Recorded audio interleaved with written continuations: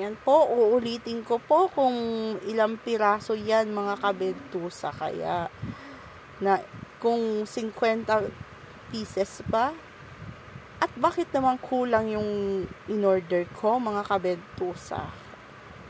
O, diba? Ako. 49 pieces yan mga kabentusa. Hindi po siya eksakto 50 pieces.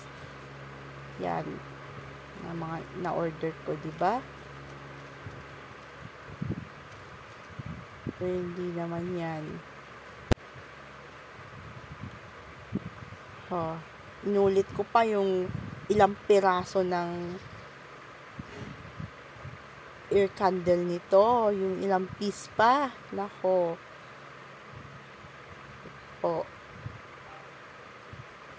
Bakit ganyan?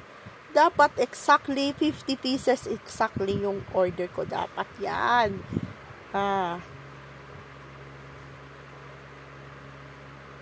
Bakit ganyan? Opo. Dapat 50 pieces.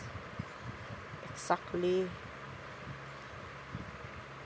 Yan yung gagamitin ko sa home service massage therapy ko. Pag may nagpapa-air candle sa akin, sa halagang 200 pesos per session.